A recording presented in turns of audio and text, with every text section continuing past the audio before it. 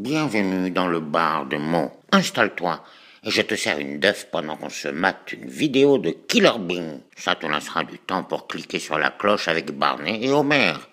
Et pour me dire en commentaire ce que tu as pensé de cette vidéo. Bon visionnage l'abeille. Bzz les abeilles et bienvenue sur Killer Bee, ici Nil le Soubéran, probablement accompagné par mon fidèle Happy End, en tout cas il mettra les images. Donc là en fait si je vous fais cette vidéo, c'est pour vous faire une review du dernier chapitre de One Piece qui est à ce jour le 866. Je sais que j'en fais plus, enfin j'en fais de temps en temps en direct, mais j'en fais plus en vidéo même. Et c'est d'ailleurs la première que je fais sur YouTube, les anciennes étaient sur Facebook. Pourquoi je veux vous faire cette vidéo? Parce que pour la première fois, c'est une de mes vidéos YouTube qui se retrouve confirmée sur un chapitre en fait. Et juste le chapitre est énorme. Et voilà, enfin c'est pas la première fois qu'une vidéo se retrouve, qu'une de mes théories en fait est confirmée. Mais les précédentes étaient sur Facebook.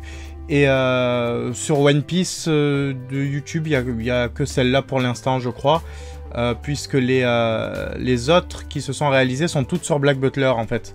Donc du coup voilà, on va parler de plusieurs choses. Première page déjà, on a Cavendish qui est prince. Donc on sait que le royaume qui lui a valu sa prime à cause de Hakuba, maintenant c'est le sien en fait. On en est persuadé, je sais plus si ça avait été souligné sur Dressrosa, mais maintenant c'est sûr. On voit une silhouette de tronc d'arbre et d'ailleurs on la voit plusieurs fois, on la voit au début, c'est juste comment dire suggéré, et après on voit carrément vraiment des troncs sur Elbaf. Donc la théorie d'Yggdrasil elle est encore bien présente. Oui, on sait maintenant que Charlotte Lilin alias Big Mom est humaine, 100%, hein, on voit ses parents, c'est juste qu'elle a beaucoup mangé en fait, mais elle est humaine. Qu'est-ce qu'on peut dire? Le navire sur lequel les parents de Lilin se trouvent est un navire pirate apparemment. De ce qu'on voit en tout cas, un beau stéréotype de navire pirate. Ça n'a pas l'air d'appartenir à la marine ni à des marchands. Pas l'air d'être un galion de marchandises. Le mec avec la barbe là il paraît bien guerrier, et le gars qui a le bandana ça fait vraiment stéréotype de pirate, comme dans Trésor Cruise d'ailleurs. Vous voyez toujours les gars qui ont le voilà quoi. L'aspect de l'île, alors c'est juste génial, ça fait penser à la Suède, à la Norvège, au Danemark, mais surtout à l'Islande, sans les volcans pour l'instant en tout cas, mais c'est juste super. On a les maisons aussi qui forment, d'ailleurs de toute façon les géants sont plus ou moins un stéréotype des Nordiques, hein. Ils sont carrément issus de Vic le Viking. D'ailleurs il y a énormément de références à Vic le Viking dans ce chapitre. Pour petit rappel, Vic le Viking est un animé belge il me semble, et je crois que c'était même sous forme de BD aussi, dont Oda était ultra fan quand il était petit en fait. C'est ce qui a donné naissance à One Piece, il l'explique dans quelques interviews.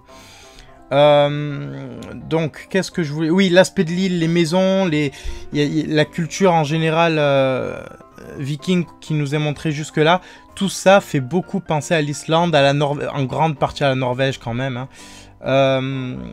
Quoi d'autre? Retour sur Dory et Brogy. C'est juste l'image où ils apparaissent, j'étais en mode putain c'est trop énorme, mais c'était trop beau. J'adore ces personnages, hein. Je les mets en tant que représentant des vannes et des as dans ma vidéo sur les Vikings, enfin la vidéo d'Elbaf en fait, ça s'appelle Viking et Supernovae je crois. Il y a aussi en fait les conséquences de leur duel. Il y a eu comment dire, une exécution programmée sur Marineford qui a été arrêtée par Mother Caramel, et pas de n'importe quelle façon en fait. Il y a une pluie qui commence à arriver au moment où elle crie, et je sais pas vous mais moi ça m'a fait penser à Dragon. Au moment, à chaque fois qu'il apparaît en fait il y a un truc avec la météo, et c'est souvent de la pluie, très souvent. Et il y a une troisième truc, c'est la bataille d'Edward. La bataille d'Edward, elle se fait arrêter par une tempête en fait. Shiki est face à Roger et c'est une tempête qui arrête tout ça. Donc moi je pense qu'il y a un petit pouvoir au niveau des météos qui nous est un peu teasé depuis le début. mais on se concentre surtout sur Dragon pour ça, mais peut-être qu'il y a autre chose. Maintenant qu'il y a Mother Caramel comme ça, soit Dragon était dans les parages, ce qui semble un peu chelou quand même, parce que ça s'est passé il y a très longtemps, vraiment très longtemps, soit il y a un pouvoir commun à certains, une capacité je dirais, une capacité qui peut être commune à certaines personnes. Il y a Rio qui avait fait une théorie sur le haki des éléments. Moi j'ai poussé le truc sur scène au Hero Festival un tout petit peu plus loin. Je pense que le haki est personnalisable, donc du coup pourquoi pas avoir un haki qui influe directement sur la météo, ça pourrait être cool. Gonza pense que c'est dû aux éveils des fruits de type Logia, ça pourrait être pas mal aussi, mais en tout cas il y a quelque chose à ce niveau là à voir. Ensuite donc oui, la théorie sur l'Yggdrasil se confirme. Cette vidéo ça a été vraiment il y a beaucoup de trucs qui se confirment en un seul chapitre. La théorie sur l'Yggdrasil, alors pas seulement l'arbre qu'on voit, mais le fait qu'il y aurait 9 clans en tout cas de géants différents, dont un serait un clan humain. Et là on voit que Mother Caramel avec sa bergerie avait en fait que, enfin pas que des humains, mais avait une grande majorité d'humains, de Lombra, d'hommes poissons, mais en tout cas de non-géants qui faisaient partie de ce truc. Et justement, en fait, je pensais dans ma théorie à Shanks et je ne veux pas revenir dessus. Je vois pas pourquoi Big Mom serait la seule à être associée à Elbaf. Certains pensent que Kaido est un géant aussi. Moi, je pense que c'est un mix. Hein. Un peu comme Rio l'avait dit, homme-poisson, tout ça. Moi, je pense que c'est un mixte aussi de plusieurs espèces. Pourquoi pas même que 2 espèces, mais on a déjà vu des géants homme-poisson, donc ça serait... Je verrais un truc un peu à la Oz. Ouais, carrément à la Oz en fait. Bref. Lui aussi pourrait être lié à Elbaf. Pardon. On pourrait aussi avoir Barbe Noire qui s'y intéresserait. Et Shanks. Et donc du coup ça ferait d'Elbaf le point culminant de cette saga en fait. Je sais pas comment on doit l'appeler. Cette saga des empereurs qui nous a été teasée il y a 1 an je crois maintenant. Juste avant qu'on arrive sur Zoo. Donc on est en plein dans cette saga qui se compose en plusieurs arcs et qui est loin d'être terminée. À mon avis, ça sera l'avant-dernière. Ou peut-être l'avant-avant-dernière. Bon, bref. Qu'est-ce qu'on pourrait dire encore? Je vais vérifier sur ce truc. La bergerie. Oui, putain, j'avais zappé ça. Merci à l'ordi, encore une fois, qui me sert sur pas mal de reviews. Qui seront certainement publiées après celle-là parce que j'ai plutôt envie de la sortir en priorité. La bergerie, en fait, on voit beaucoup de persos qui font énormément penser au futur parrain de la pègre. Il y a juste Dufeld, pour ceux qui pensent que c'est le mec baraqué, ben en fait la cicatrice n'est pas du même côté que Dufeld, et du coup si il fait partie de la bergerie, c'est le gars qu'on voit en arrière-plan, je vous le mettrai quelque part là, le gars qu'on voit en arrière-plan à un moment et qui semble bouder. Ça peut être que lui, parce que ça peut pas être le gars qui a la petite cicatrice, c'est pas du même côté, c'est pas le même genre de cicatrice non plus. Par contre, on voit une fille qui ressemble à Stussy. On voit un gars qui ressemble énormément à Drug Peclo, je crois, Drug Peclo. Et enfin, il y en a beaucoup. Il y a un gars avec un masque, il y a un panda. Il y en a beaucoup qui y ressemblent. Et comme je disais, voilà, Dufeld, ça peut être le mec qui est derrière. Le prince avec la couronne noire. Putain, ce gars, je suis sûr qu'il aura un rôle à jouer. Au début, je croyais que c'était le prince d'Elbaf avant de voir la taille qu'il avait. Je croyais que c'était le prince d'Elbaf qui a été rejeté et remplacé par Loki. Mais en fait, tout le reste du chapitre m'a prouvé que non. Il y a quoi encore? La force de... Putain, la force de Mama quand elle est petite. Oh, elle lui envoie une pêche. Elle te le sèche direct. Genre en mode... C'est un truc de fou. En plus, elle est assez naïve d'ailleurs. Faut pas l'oublier. Elle est très naïve, que ce soit quand elle prend l'homme poisson, l'ombra, ou quand elle enferme le loup avec l'ours. Et en fait, je vais y revenir un peu plus tard, mais c'est une putain d'enfant gâté. On a quoi? On a Oimo et Karsi qui reviennent et ils discutent avec un géant très détaillé sur le duel des 2 Oni. Donc quand je dis Oni, c'est le démon rouge et bleu, comme les Oni japonais. Ce géant est très détaillé, donc je pense qu'il avait un rôle important. Hop là, je reviens. Petite coupure téléphonique. Donc je disais, je pense qu'il a un rôle très important au sein des Pirates des Géants. Quoi d'autre? Oui, il y a... comment il s'appelle? Petit moment de... Il y a Aerugin qui a vécu avec Big Mom en fait depuis qu'elle est petite. Et qui déjà des petits aimait bien s'entraîner avec les deux géants dont je vais parler, qui ont été mon coup de cœur de ce chapitre. Mais depuis petit en fait il connaissait Lilin. Et ça m'étonne pas plus que ça qu'il n'en ait pas parlé avec Luffy, parce qu'à ce moment-là, en fait, c'est pas venu sur la conversation, ni le fait que le bateau chantant était venu sur Dressrosa, ni le fait qu'il s'était déjà parlé au téléphone sur l'île des hommes poissons. Rien de tout ça sur Dressrosa n'est venu en sujet de conversation. D'ailleurs, c'est Sanji qui a géré de son côté Big Mom, et la partie qui était en train de se battre sur Dressrosa n'a pas eu vent de ce truc. Donc du coup, c'est normal qu'il n'en ait pas parlé. Y a quoi d'autre? Il y a Hansen. Ah oui, putain, ouais, merci au PC encore. Il y a Hansen qui est derrière Aerugin quand il se bat. Et il est en train de bouffer un truc. Pareil, je vais essayer de vous le mettre quelque part par là. C'est un truc de fou. Ils ont mis tous les géants qui sont du côté de Luffy, ou plutôt de Usopp, hein, ils les ont mis dans ce chapitre. C'est-à-dire qu'on n'a aucun marine, il me semble, hein, en tout cas, on n'a aucun marine, et on a tous les pirates ou géants comme Hansen qui ont été du côté de Luffy un jour. J'ai dit Loki ou Luffy tout à l'heure, je sais plus. Bref, qui ont été du côté de Usopp et de Luffy. Donc, c'est un chapitre de fou, vraiment un truc de folie. Je suis encore un peu sur le cul. Quoi d'autre? Il y a... Oui, une autre de mes théories, sur la même vidéo, hein. Les Van et les Az se confirment. On a encore deux grandes lignées de géants représentées par Yorl et Jarl. Jarl d'ailleurs, très bonne référence à tout ce qui est Balgruf, tout ça, là dans Skyrim par exemple. Les Jarl en fait c'était des chefs de camp chez les Vikings. Généralement il me semble qu'ils étaient associés à un bateau, hein. C'était des capitaines en quelque sorte. Bref.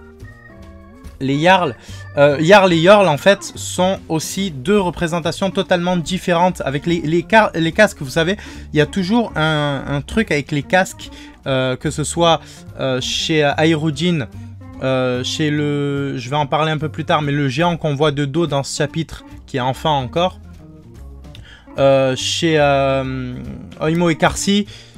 Pareil pour, comment ils s'appellent, les deux géants en fait, les deux géants de Little Garden, donc Dory et Brogy. Et là on a Jarl et Yorl, donc les deux lignées, la lignée des As et la lignée des Van. Donc pour les As c'était Asgard, et les Van je crois que ça s'appelait Vanaheim. Enfin c'est un truc de fou, je suis ultra content en fait de ça. Et ils ont une belle représentation en fait de ce que doit être un Jarl dans le stéréotype, tu vois, avec la grosse barbe à la stoïque de dragon pour Jarl, et Yorl avec la barbe ultra longue là en mode un peu panoramique. Enfin panoramique ça a rien à voir, hein, mais vous avez compris le concept. Y a quoi encore? Oui, je rêve où Oda vient de nous glisser un souhait de bon ramadan là. Il y a je sais plus comment ça s'appelle, le petit gâteau qui doit être bouffé ultra sucré, et ils font un jeûne pendant 12 jours. Donc moi je trouve ça cool. Et pareil, ça a un rapport avec le soleil, tout ça. Donc ouais, ça c'est peut-être un petit clin d'œil. Donc d'ailleurs au passage bon courage à tous ceux qui le font comme moi. Donc la suite, on a le croquant-bouche du gâteau de la mariée, enfin du gâteau, le croquant-bouche que voulait Big Mom et qui lui est apporté par Jinbei. En fait, c'est la... J'ai le nom marqué, je vais voir. C'est la semla. C'est la semla de Elbaf en fait. Ça nous est détaillé. Il y a la pâte d'amande, la crème pâtissière, tout ça. Ça nous est détaillé. Et le sucre en poudre. Enfin, tout ce qui est tout ce qui fait que Big Mom a des crises. Quoi d'autre? Oui, Mama et son rêve, en fait, c'est le même que celui de Mother, à savoir réunir plusieurs espèces sur la même île, dans la même communauté. Sauf que Mama, elle force un peu quand même. Hein, elle n'est pas aussi bienfaisante que Mother. Et je pense que c'est elle qui l'a buté ou un truc comme ça. Hein. Ça va nous être montré dans le prochain chapitre. Mais j'ai pas envie de faire de Mama un perso attachant. Honnêtement, je l'aime pas depuis le début. Donc, enfin, je l'aime pas. Je l'aime en tant que méchant. Parce qu'elle est détestable. C'est ce que doit être un méchant. Hein. Même si One Piece nous a pas toujours montré ça. Pardon. Même si One Piece nous a pas toujours montré ça, c'est ce que doit être un méchant. Point. Enfin, méchant.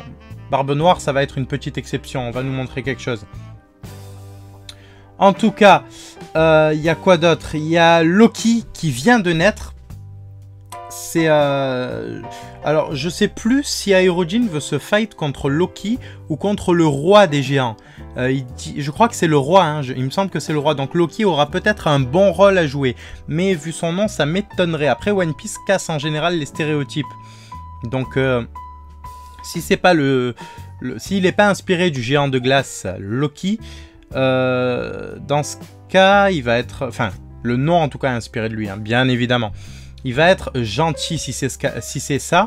Et le roi sera méchant. Et il sera, à mon avis, inspiré d'Odin et aura le design du père de Vic dans Vic le Viking, avec le cache-œil. Mais ça ne sera pas lui le pirate avec le cache-œil dont je parlais, hein, bien évidemment. Ce n'est pas un pirate, c'est certainement juste un roi en fait. C'est pour ça que Yorl et Jarl étaient les anciens capitaines. C'est pas un pirate le roi des géants. Bref. Y a quoi d'autre? Il y a... oui, Big Mom est une enfant gâtée, putain. Et elle se transforme en une espèce de Akuba. Or, je sais pas si elle le fait avant, mais avant de manger le Semla, je n'arrive pas à le prononcer. Avant de manger ce gâteau, elle est pas comme ça. Et pareil, quand elle a ses crises sur Tot Island, je sais plus, c'est ce gâteau qui la soigne. Donc du coup, je pense qu'il y avait un truc avec le sucre. Il y a un truc qui la rend accro en fait. Et elle se transforme en une espèce de Akuba. Tout le monde dit oui, mais qu'est-ce que c'est que ce pouvoir? C'est juste comme pour Cavendish, à mon avis, un dédoublement de personnalité. C'est tout. Il y a son pire côté qui ressort. Cavendish, c'est quand il dort. Elle, c'est quand elle a faim. Donc c'est tout en fait. Bah, d'ailleurs, ça fait penser à deux péchés capitaux, gourmandise et paresse. Hein. Donc je pense qu'il y a un truc, un dédoublement de personnalité tout simplement. Faut pas chercher trop loin. Peut-être que ça va nous être expliqué, qu'on va nous expliquer certains pouvoirs de One Piece qui sont un peu comme Akuba. Mais psychologiquement parlant, c'est explicable. Donc pourquoi aller chercher plus loin? Je sais pas trop, mais voilà. C'est juste un dédoublement de personnalité. Qu'est-ce que je peux rajouter? Il y a quelques trucs. Il y a Gertz qui est une nouvelle géante. Et on nous parle aussi de Rold Gold et Balg qui viennent de naître au moment du truc. C'est pas des noms laissés au hasard. Ça sera des personnes importantes pour l'arc Elbaf. Et du coup, je pense que... Vous savez, il y a 5 géants en fait dans le navire de Aerojin. Je pense pas que Omoi et... Enfin, Oimo, je dis Omoi, mais... Oimo et Karsi fassent déjà partie de ce bateau. À mon avis, c'est 4 géants de la génération d'Aerojin ou plus jeunes. Donc du coup, pourquoi pas ces 3-là là, que je viens de citer? Ça pourrait être intéressant. Loki, je pense pas qu'il soit affilié à ça, puisque Big Mom a déjà essayé de le marier avec Lola, et ils étaient adultes, et il était prince. Il était encore sur Elbaf, donc je pense pas qu'ils prennent la mer. Qu'est-ce que je dois dire encore? Oui, il y a un gars, il y a un enfant géant de dos, avec un casque différent de celui d'Aerojin, qui a une épée dans le dos. C'est, pour moi, c'est très probablement son second. Et donc du coup, on aurait ce géant, les 2 nouveau-nés là dont j'ai parlé, plus Gert qui pourrait former les 4 géants de l'équipage d'Aerojin. Donc avec lui, ça fait 5. comme les 5 doigts de la main. Et du coup, il y aurait quelques géants des anciens pirates à rallier et il aurait enfin réalisé son rêve de réunir les anciens pirates des géants. Ensuite, on a l'une des ombres des enfants recueillis par Moser qui a 4 bras, en fait, tout simplement 4 bras. Pour l'instant, dans One Piece, je me souviens pas de personnage ayant 4 bras. Enfin, hors homme-poisson. Hein. D'ailleurs, c'était pas des bras qu'il avait, le sabreur, c'était des tentacules. Mais, enfin, ouais, même l'autre, là, qui avait le calamar. Hors lui, je me souviens pas de 4 bras. Peut-être que c'est une race, peut-être que c'est juste un homme-poisson. À voir. Quoi d'autre? Dernier point, en fait, le concept de village. Ils appellent ça un village d'Elbaf. Le village d'Elbaf. Je pense peut-être à une mauvaise traduction. Je parle pas de la MF Team, je parle peut-être d'une traduction anglaise. Mais pour l'instant, je ne me focalise pas dessus. J'ai pas envie qu'il n'y ait qu'un seul village sur Elbaf. Donc du coup, pour le moment, je préfère me dire que c'est une erreur de traduction et qu'il y en a plusieurs. Parce que ça réduirait l'île, ça en ferait une toute petite île. C'est pas ce que je veux voir. Voilà, c'est pas une théorie ou quoi, hein, c'est pas ce que j'ai envie de voir. Donc, pour l'instant, je préfère mettre de côté cette idée. Voilà. Donc, bzz, les abeilles, à très vite. N'hésitez pas à vous abonner, à cliquer sur un pouce bleu, à lâcher un pouce bleu, pardon. Quoi d'autre? À partager cette vidéo, à nous suivre sur nos réseaux sociaux qui s'afficheront par là ou alors qui sont en description. Voilà. Bzz les abeilles et à très vite. Si vous voulez soutenir Barbe Blanche et Luffy, abonnez-vous à Killer Bee, où c'est mon point ardent dans...